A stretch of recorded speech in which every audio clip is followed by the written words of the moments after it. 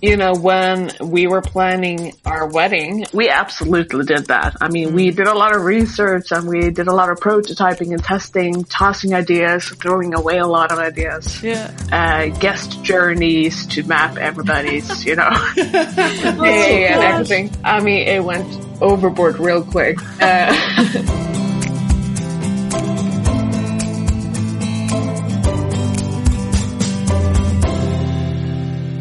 Hello, Adam. Hello. Hi, Evelina. Hi, Audrey. Hi, Adam. I'm super excited to have you here.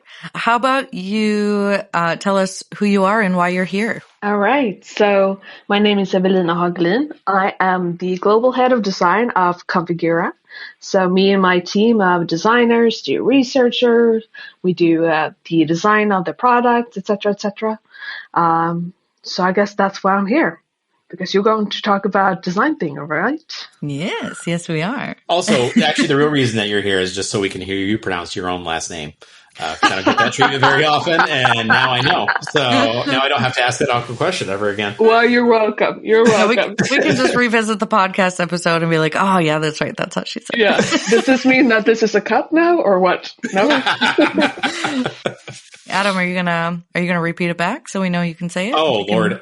Here we go. I had to make sure that Evelina wasn't drinking at the time because I didn't want her to have to spit all over the microphone when I inevitably get it wrong. Hagelin? Yeah. I think that's the best American accent equivalent you can get. What do you think, Evelina? Would you agree? Yeah. I mean, yeah. I could absolutely hear that was my last name. Okay. So, if I said that in a room, you'd turn around kind of thing. Yeah. Confused, but turn around. Yeah, definitely. Why is Adam calling me my last name? Okay. Yeah. So before we get started into our amazing content, let's do a little get to know you rapid fire questionnaire. Are you ready?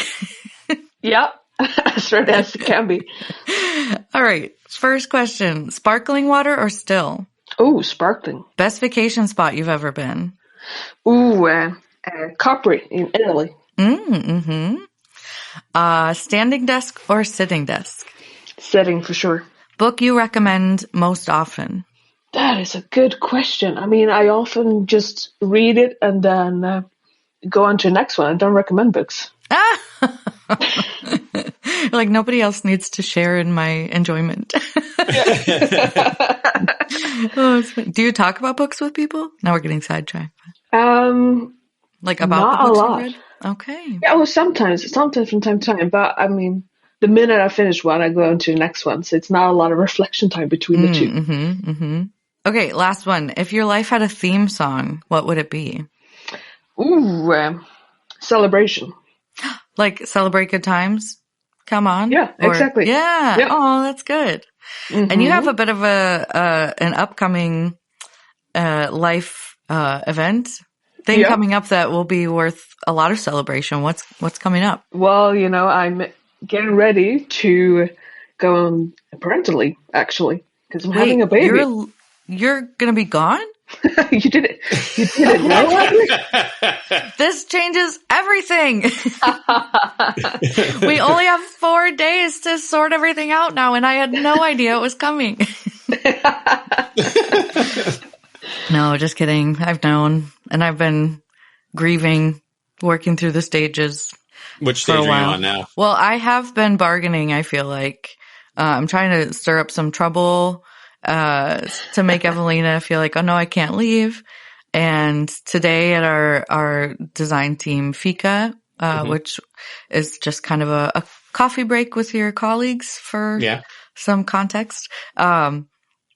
We were talking about how, now my other colleague is in charge of just kind of helping make decisions, approving various things. And we were like, okay, well, we're just going to spend a lot of money while you're gone. So are you sure you want to go?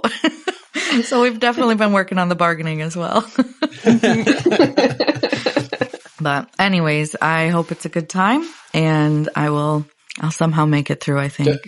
See, Audrey, it helps if you think about what Evelina needs. See, she needs to spend time with the kid.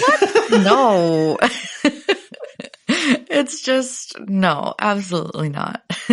Actually, this might be interesting, Evelina. For our American listeners, they'd actually probably don't know about parental leave type stuff in Sweden. Can you like just talk about it for just like a half second? Like what kind of things you guys have for parental leave? Like what is the law there?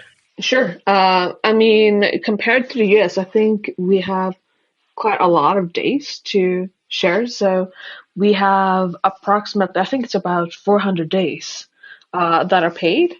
So I'm taking 6 months off, which people here think is short because most moms take a full year, but I'm taking half a year. Mm-hmm. Was that enough context? No, that's perfect. Yeah, I think it's interesting because, like, here in the U.S., like as a federal law, we don't actually have anything. So you usually have to take something called family medical leave if you want to take a certain amount of time off, or disability. Yeah, which is demeaning. Yeah, and then sometimes your company will allow you some parental leave. Like Configura actually does have a small parental leave policy for us in the U.S., which is great. I mean, I'm not being upset about that at all. I think it's actually a good thing that we have something. Yeah, but the other interesting thing about the Swedish parental leave is you can spread it out until the kid is 18. So a lot of people will use hours to like go pick up their kid from school and they'll just mark that as parental leave. So, but that's also different from if your kid is sick. Like if you have to take time off to take care of your kid, that's a different category of time off. Yeah. So that doesn't even count towards the 400 days. So it's pretty generous. It is. Yeah, it's great. Not to get political, but yeah. So back to the topic at hand, Evelina, as somebody who doesn't study design thinking, help me out here. What is it about? When do you use it? Tell me more. So design thinking is something we use as part of our product discovery and, finding out what should our next step be with our products.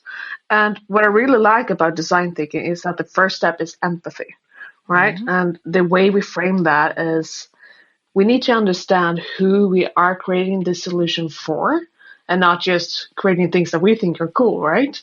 But we talk to a lot of our users.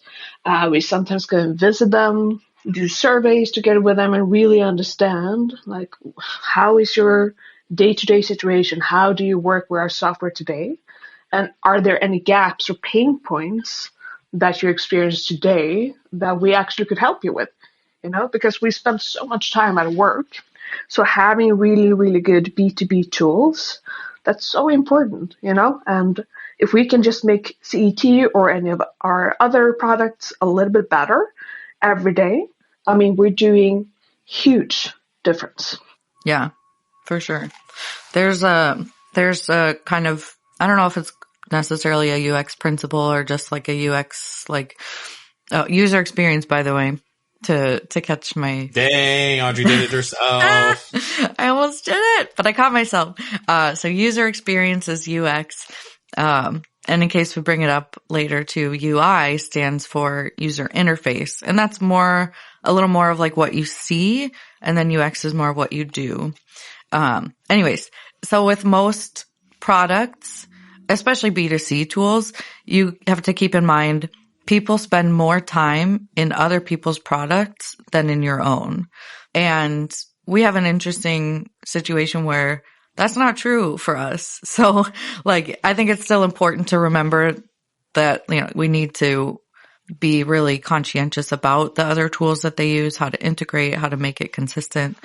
But it presents a different kind of challenge that this isn't just one of 1,000 apps on your phone. This is what you spend, not for every person who's a user of ours, but for many of our users, it's 90% of their day. So we have to be especially intentional about the empathy and knowing who we're working for, basically. Yeah. And design thinking really helps with that because empathy is just the first step of that. But then as we continue to explore that, so taking all that insights we get from that empathy phase and then starting to define, okay, so what are the pain points that we want to solve? And then prototyping. So if we were to change this pain point, how will we do that? And brainstorm around that. And usually we come with, have a few ideas on how to do that. And then the question becomes, so this idea that we have, will that actually solve the problem that we identified? So then we go back to our users and do something that we call a usability test. So if you're in our feedback community, for example, you may have experienced, Andreas, you being excited. Come on, send me quick, get them. So if you're in our feedback community, for example, you may have tried one of our prototypes and given us feedback on them, which is our way of validating whether or not this actually solves the problem. And once we know that for sure, that is when we then go to development, etc., and then finally release it. So with prototyping, I'll get back to the feedback community later for sure.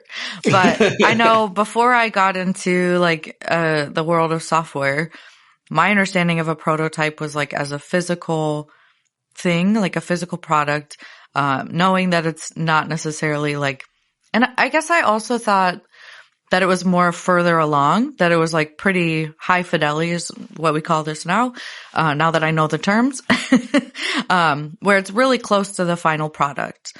But that's not necessarily what it actually means. So can you talk about what is a prototype and what stages do we have different prototypes and how do we interact with those?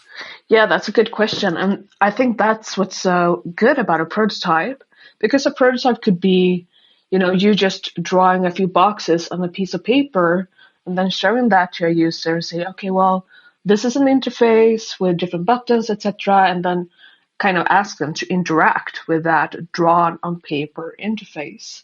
So it could be that basic, but it could also be, as you say, Audrey, more high fidelity, where we have the actual components, the actual design, and you can kind of try around. What we usually do is something in between. So it's usually a digital prototype that we have that is clickable, but the design isn't there. It's not like somebody spent hours and hours on making it look perfectly. Rather, we're looking for the function and the interactions that happens within that prototype. Yeah, I think it's a really good way to get feedback. So we make prototypes here at Configura. It's called Figma. But what's fun is you don't need to code at all to make a prototype. You pretty much just drag from one thing to another and it makes it clickable. It's great. But I've started doing with the prototypes that I've tested recently, I use a style that's just like kind of squiggly lines. It looks kind of sketchy. And what's nice about that is you don't get caught up on the minutia. It's very clear. This is not what it's going to look like. So to compare it to like our interior designers, it's kind of like showing like, hey, I want you to focus on the layout, not on the finishes or the pretty, whatever. Like, just tell me what you think about the flow. And so kind of having not showing anything fancy or pretty, makes it easier to talk about what you want to talk about. So yeah, I like that in between stage. And I feel like we do a good job with testing at that point. So tell us a little bit about, what is your background with design thinking? Where did you learn about it? How have you used it in previous work and how have you incorporated it at Configura? That is a good question. So my background is within UI UX design, so user experience, user interface design, and I actually started with mobile applications. That was my education that I graduated from, and from there that has kind of grown. So this was when responsive web was becoming a thing, et cetera, et cetera. And even though that may be a lot different from the products that we have here at Configura, the principles are still the same, right? So design thinking is really one of those core pillars that no matter what job you take, it's still there. You still use it. It's the same principles. I've been a consultant for the majority of my career and realized that, I was lacking that product company stability, if you will, that you're able to work on something for years and see continuous improvements, et cetera, et cetera. So working here at Configura, I think is great. We do a lot of good stuff here. And what I really appreciate with Configura as a company is that we really want to listen to our users and understand them, which again goes hand in hand with design thinking and the first phase, which is empathy. Mm-hmm. How did you find out about like UI UX as like a possible career path? I can't imagine like a 7-year-old Evelina was like, you know what I want to be when I grow up? Which I mean, I'm not trying to diss the job. I think the job is awesome, but it's just not something that people really know about. So how did you find out about it? That's a good question. I was interested in web design, and at that stage, it was more about making cool websites, right? But then Your as you MySpace learn more, Yes. no comment, Adam. No comment. We're gonna No, do but some digging. We'll share some links in the Googly Doc, whatever. Yeah, it's called. Evelina's live journal. Yeah. uh-oh. Anyway, as my interest and then also knowledge grew about that, and I was doing my educations in mobile design. That really come up as oh, this is something you can do. This is really cool, actually. Yeah, That's super interesting. I mean, I'm not surprised to hear that it had like a little bit of a background in like that kind of thing, like web applications and that sort of thing. That's cool. yeah, and it's great. We're launching our first web-based app here in the fall, and so we're looking more in that web direction for tools, and so it's great to have that background in web as well. Okay, so we talked about kind of the overall process, but usually people kind of break it down into those distinct phases. Can you tell us what those phases are? Yeah, so design thinking is, as you say, different phases. And it is 5 phases that we kind of go through when we do that kind of product exploration. So the first one, as we talked quite a lot about already, is empathize. That's a hard word for a Swede to say. You did great. Thank you. The next one is define, where we take that insights and start grouping it into those pain points that I was talking about earlier. After that, we have the ideate. So based on these problems, what can we do to solve that? After that, we do the prototyping, and then we do the testing, and then we start over. And what's so good with design thinking is that it's not a continuous, or it's not just a line process, where you do start to finish, because you can go back. So if you realize that, actually, we didn't solve the problem here at all, we need to do some more research. Okay, good. Do that. Go back to empathize. Or perhaps we need to go back to the research we already did and do some more defining of that research. So it's an iterative process with the goal of, actually solving the real problem and not necessarily just doing it for the sake of the process. Yeah, not just like, okay, we made it through all the phases, so we're good to go. Or, we don't want to go back and do things, over again or whatever. We put so much into this, the sunk cost fallacy, that's called, where I put in so much time already. I don't want that to have been wasted. So we're just going to do it. Exactly. But, yeah. Have you ever used the design thinking principles, maybe not in like a formal way, but just like in your life or in any way outside of work, to kind of maybe make a decision or solve a problem? Well, when we were planning our wedding, and anybody who's been planning their wedding knows what a task that is.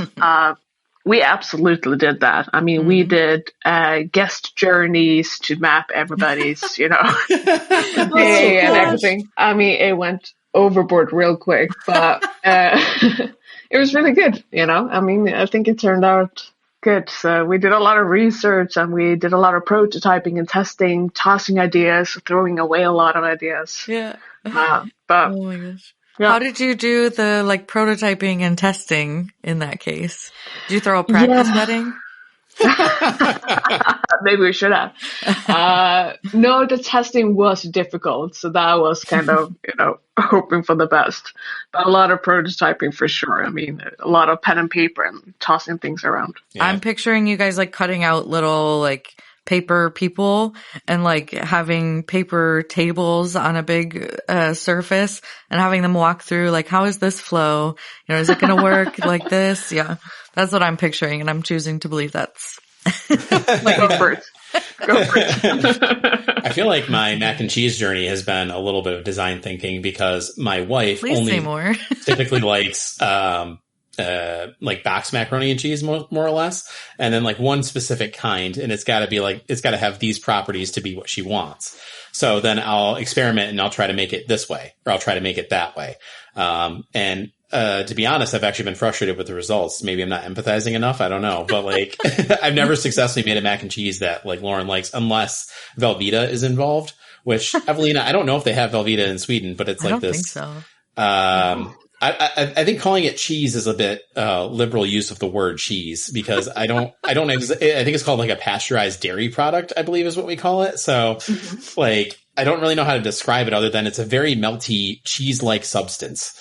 That like, it's kind of like when you go to the movie theater and you can add butter flavored, what do they call it? Like butter flavored topping. Like butter flavored topping. It's like they're not legally allowed to say butter because it's not butter. It's like that.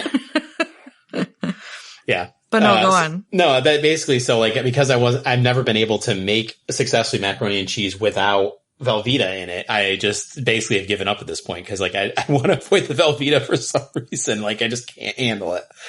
So yeah, I mean, it's basically then like that, but like the testing has been, us eating it, and the prototyping has been, I tried this recipe, or I look up recipes, with different things in them. There is one I haven't tried yet, which I actually got from Reddit. Apparently somebody was super mad at their sister-in-law who had a catering company, and they posted their special mac and cheese recipe because that was their revenge. So, I grabbed it, but like the first ingredient is like a dozen eggs. And I was like, that is really weird. And I don't know if I'm ready for a lot of eggs. Yeah. Well, basically it makes like, I think like 6 or 7 pounds, I guess like roughly 3 or 4 kilos of mac and cheese all at once. So it makes a lot. But the amount of eggs in it is just really weird, considering my egg usage in mac and cheese up to this point has been 0. So yeah.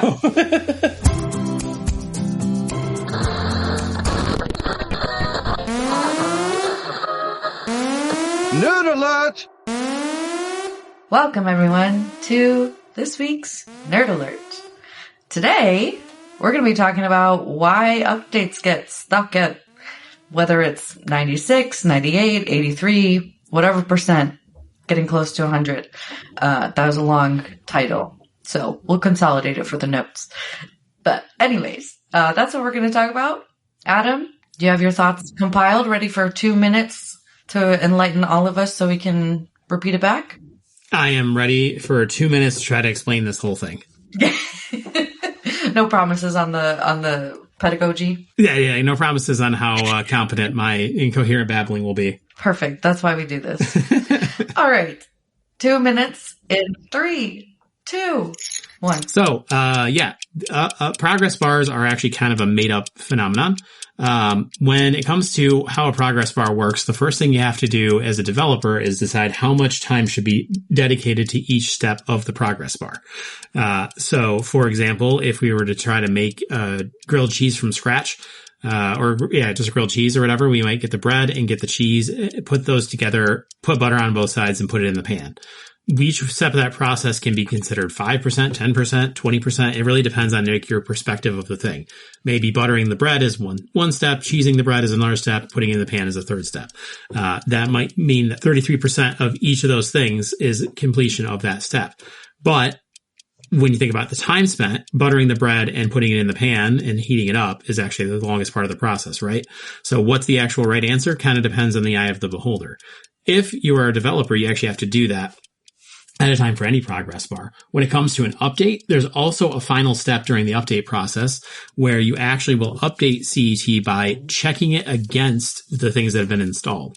If they fail, we won't allow you to actually update CET. So that means that if you're actually updating CET towards the end of your time doing that update, you'll actually run CET twice. And that's typically the reason it actually gets stuck, is because while you're updating, you have to stop and do a CET load 2 times in the background secretly. And And then there's actually another thing that I just found out, which is funny because I found this out since my talk at Experience. So if you did actually watch the Nerd Alert live session, there was one other piece of information that I got, which is that catalogs sometimes need to be downloaded at the same time an extension is going. And that actually can be that last percentage or so. So actually I got stuck the other day when I was trying to download a catalog for my extension to use, and I couldn't update until that catalog was done downloading. So those are the reasons that you can get stuck. Time. Dang, these last two you really got right on the dot. I know, I'm doing better with these for sure. That's not the point of these. You're supposed to rush at the end and be like, oh no.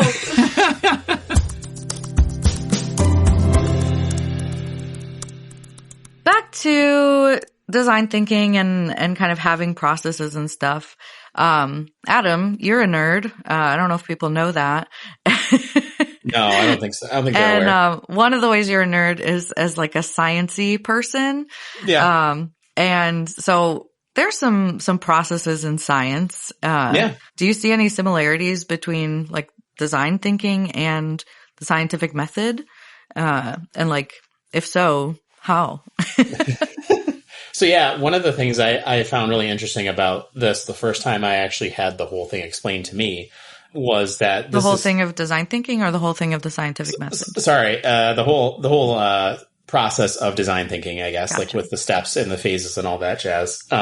It kind of reminded me of an odd version of the scientific method because there's some similarities and some stark differences. In science, starting with empathy would probably be a cardinal sin because scientists don't really care about your feelings too much. So that's not I know really, the whole Pluto thing. Ugh. Yeah, she's still mad at me about the Pluto nerd alert. Anyway, yeah, so it's not really interested in people's emotions or that kind of thing. But what empathy I feel gives you is a little bit of a insight into the person's thinking and basically creates a way of collecting data.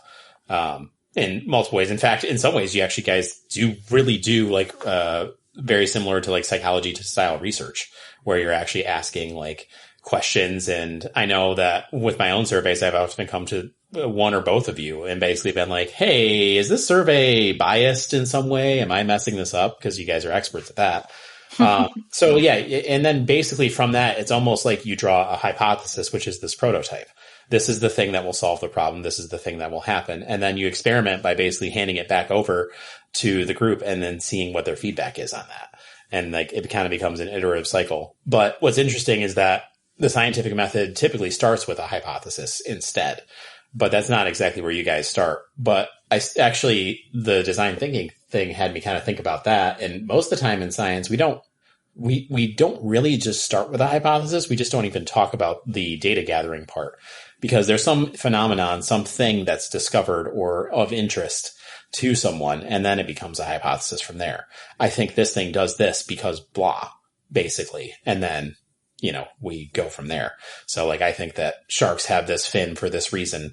And then does that make sense? No. Or I think that this apple falls out of the tree and bonks me in the head because there's a universal force pulling all objects together, that kind of stuff. Yeah, so I think it's actually really cool to see us using some sort of scientific approach to how we validate what the best way to use the software is, what the best way to move forward is. That doesn't just get based on a limited number of people or one person's opinion anymore, which was was kind of where we started is the empathy of one person. Essentially is how the Configura software got started. But over time, of course, now we have so many users, we have to find a way to listen to all the voices or as many as we can. Mm-hmm. So yeah, I think it's kind of cool. It's funny you mention hypotheses in design. Evelina, do you want to talk about kind of our recent discussions about hypotheses as a team? Yeah. Yes. So that has been a really interesting discussion in the team regarding, where should we start looking and, what areas do we want to explore? And using those hypotheses, that's actually something we do as well.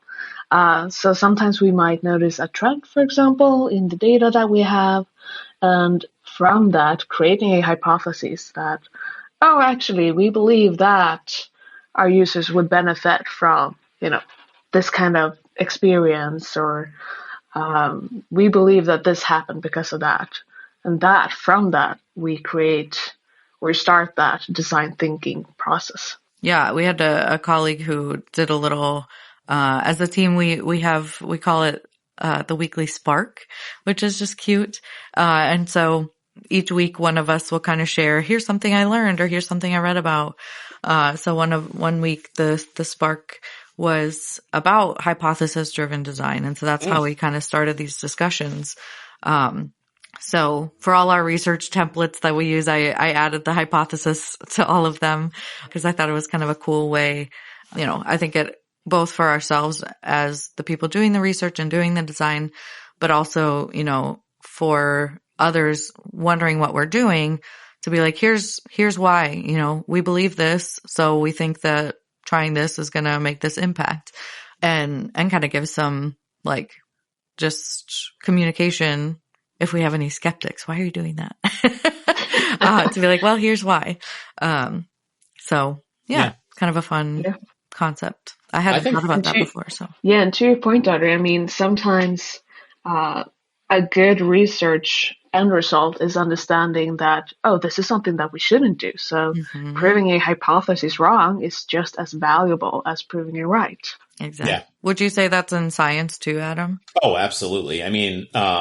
Actually, one of the things that a good scientist feels, and this is like maybe a bit of a controversial topic. They feel topic. Things? Yeah, of course. We have one. Okay, it's in there somewhere. The one feeling. No, but no, a good scientist will actually be excited when their hypothesis is wrong, because that actually shows that there's something interesting here and something to dig into. If they were so far off base, it's like, oh wow, there has to be something cool here, and that's actually when you get the most interesting aspects of science. It's like when there's some reasonable hypothesis that's put out there and it's just completely blown up because it doesn't actually fit any of the data. And now you have to go back to the drawing board and you might be on the verge of some really cool discovery. So absolutely. I think that and one of the things that's actually hard in science as far as at least here in the States as a culture, is people think of a proven hypothesis as a waste of money. Waste of resources. And it's actually a huge problem in the scientific community because, if I was right all along, what was the point of spending all this money on my experiment? If I was right all along, what was the point of doing any of this? But the value of the proven hypothesis is I think more critical in the scientific realm to get people to understand being right about a thing, even as basic as that assumption is actually huge, because you never want to build something on a false premise. You never want to advance science in a way that doesn't make sense. So there's actually a lot of space in scientific journals like physics where they actually will just basically either redo an experiment just to prove the experiment right or wrong. Or they'll basically go all the way back to a very simple beginning, a very simple concept, and prove it again one way or another. And it's, again, not terribly interesting to people who are, looking at the resources and time spent on this when we have bigger problems to solve. But that's one of the things about science is it's not interested in what's the best use of this money. It's interested in finding the truth, regardless of what that means. So unfortunately, it has to involve money, right? Yeah, exactly. It's really interesting. And we could do a nerd alert, but I don't think it'd be long enough for me to preach about where we're at with science. I got one for you, Evelina, though. Just thinking about the design team and its purpose, where do you think we're headed in the next 5 to 10 years? Where do you think things are going? And what is the design team and its purpose? Let's start that. They start with Audrey's, obviously. Yeah. So the design team is a function within Configura, and we're part of the product strategy organization. And it's our job to inform the product managers based on all the data and research that we've been doing, what initiatives we should start, or what should happen to the product. So that is a ongoing collaboration together with the product managers. So we're very close with them. And the shift that we've been seeing is that people are so interested in the research that we do. And I think that part of it goes hand in hand with what you said, Adam, that they want to see where they were wrong, because that's a nice surprise for them. Oh, I didn't know that. That's really interesting. And we can kind of give them more context and more information. And I think we will continue doing that more and more, being that bridge, if you will, between the community that we have and people making the decisions for our products, to make sure that those are one-to-one, right? So that's definitely what I see. And what we want to do is be out there more and more. So for everybody who's been visited by us, that's great. Thank you for accepting our invitation and having us. That's great. We want to do that more and more, because that helps not only us, but it goes back to you guys as well. Because then we can form the product in a way that makes sense for you. Yeah, exactly. Did that answer your question, Adam, too? No, I feel like it did. Yeah. I think it was a great way of looking at the future. Yeah. Just keep making it better, basically. Yeah, it's been really fun to be a part of the product strategy function. We have designers in that design function that's looking more to the future and the high level stuff. And then we have designers in our research and development function, we call R&D. And they're working a little more on the nitty gritty and specific features and things like that. We do a little bit of that, but I think it's so good to have both design in both of those realms of like, let's look ahead and let's also make sure right now is as solid as it can be and has the user at the heart of the more present time, or I don't know. Words are hard, but yeah, just looking at both the future and the present to make both a good experience. So it's been fun to be at that more distant level and making sure that that knowledge and empathy gets spread across all teams. Yeah, I think it's a great way of doing things. As I mentioned in the pilot, I think it's interesting when you're a developer, working in this sort of silo for so long, not actually talking to the other person, getting a chance to understand them one way or another. It's really powerful. Yeah, I think this has been great. Thanks for sharing your expertise and your experience. Those are very similar words. But yeah, for both of those. And it's always great to chat. Well, thanks for having me, and thanks for a great podcast. I really enjoy listening to this one in the car. In the mornings. Thank you. Oh, thank you, so Evelina. Sweet. Good job, Audrey. Good job, Adam. Good job, Evelina. Oh, thank you. Good job, you too. All right. Take care, everyone. Bye.